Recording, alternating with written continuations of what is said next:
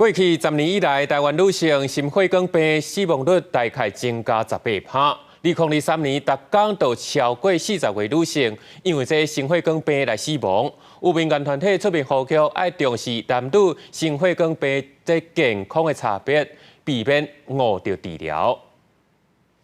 所有的心血管病，其实占我们女性的总死亡人数其实22.45%，也就是说不到5个女性就是因为心血管疾病而过世。心血管疾病对查某人生命威胁被当看轻。过去10年来，台湾女性的心血管疾病死亡率增加18%。妇产科医师黄建排指出，查某人的月经甲心血管健康有真大牵连，无论是避孕、有心或者是更年期，都会影响到查某人的心血管健康。 产后的照顾如果能够做得好，可以避免掉这些心血管的死亡，因为有70%的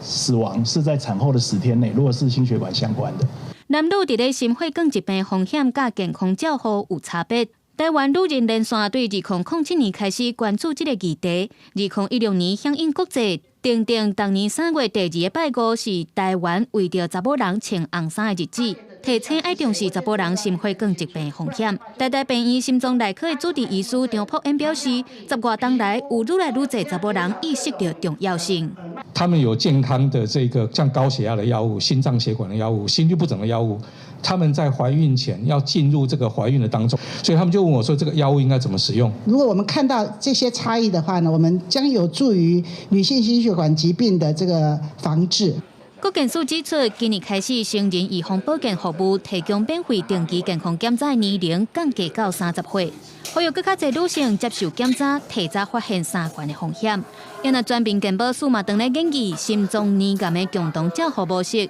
注重男女之间心血管健康的差别。公司新闻采访报道。